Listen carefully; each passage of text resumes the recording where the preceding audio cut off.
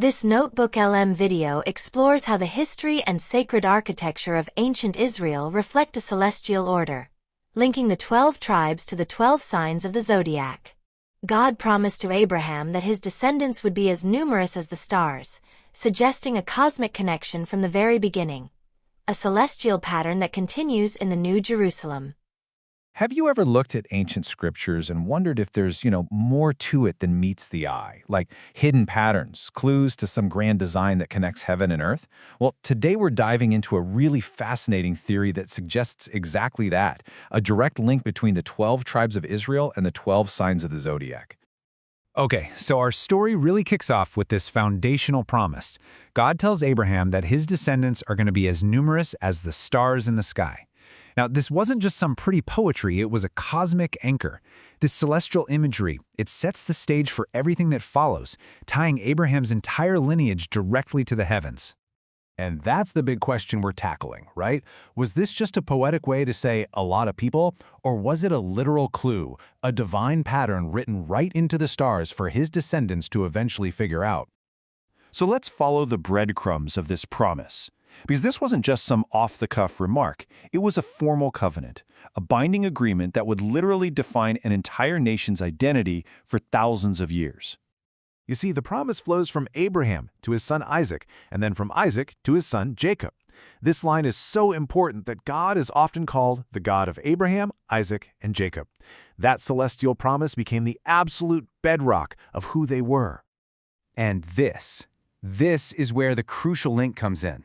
Jacob, whose name is famously changed to Israel, has 12 sons. That number, 12, is the key. It just echoes through their entire history, becoming this foundational number for the whole nation. But the cosmic connection doesn't just stop with a promise. Oh no, it gets reinforced in a super personal and prophetic way, right inside Jacob's own family, all thanks to a dream that would literally change history. And here they are, the 12 sons who would go on to become the patriarchs of the 12 tribes of Israel. Every single name you see here represents a future nation. But one of these sons, Joseph, his dad's favorite, he was also a dreamer, and his dreams were about to get very real. So Joseph has this incredibly powerful dream. He sees the sun, the moon, and 11 stars all bowing down to him. His own father figures it out immediately. The sun and moon are his parents, and yep, the 11 stars are his 11 brothers. The symbolism here is just undeniable. The entire family of Israel is being explicitly shown as a cosmic system. And you know what's wild? This celestial pattern doesn't just stay in some dream. It becomes a physical reality, a literal blueprint laid out on the ground in the way the entire Israelite nation was organized as they wander through the desert. Okay, so picture this. After the Exodus from Egypt, the book of Numbers describes exactly how the 12 tribes were commanded to camp. And it wasn't random at all. It was this highly organized, meticulous formation with the tabernacle, God's dwelling place, right smack in the center. It was like an earthly reflection of some divine heavenly order. And just look at this table. It shows how incredibly precise this order was.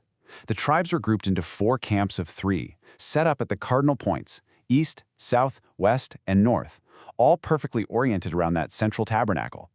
As you can see, each direction had a leading tribe, a specific count of fighting men, and even a precise order of march.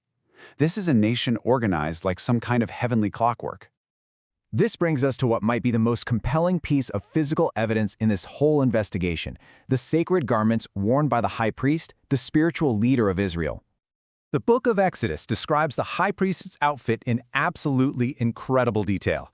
There was this apron-like garment called the ephod, and on its shoulders were 2 sardonyx stones. Attached to the front of that was a breastplate, and it was inlaid with 12 unique, precious gems. And here is the absolute key.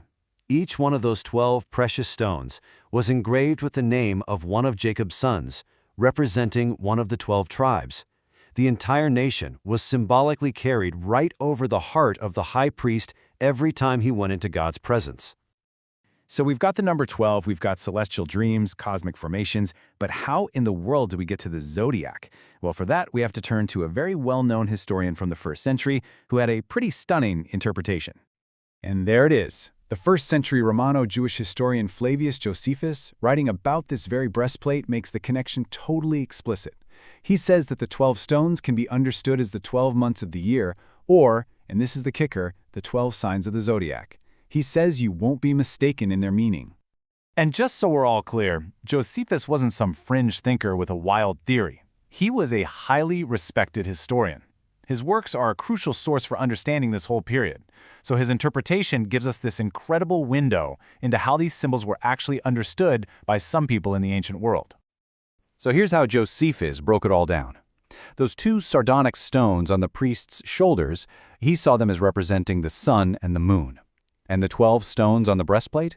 Well, they corresponded to the 12 signs of the zodiac. For his audience back then, this was a powerful statement. The God of Israel wasn't just some tribal deity, but the universal creator of the entire cosmos. But the story of this powerful symbolism of 12 doesn't end there, not by a long shot. It echoes all the way to the final book of the Bible, suggesting this cosmic pattern is a really enduring part of the whole divine blueprint. Yeah, in the book of Revelation, the vision of the New Jerusalem, the eternal city of God, is described as having 12 foundations, and each one is adorned with a precious stone. The pattern holds, linking the very beginning of the nation of Israel with its ultimate prophetic destiny. So what do we do with all this? Is it just a series of beautiful but unrelated symbols? Or could it be a coherent cosmic map, stretching all the way from a promise made to one man under the stars, to the very foundations of eternity itself? The pattern is there, and it kind of invites us to look up and wonder,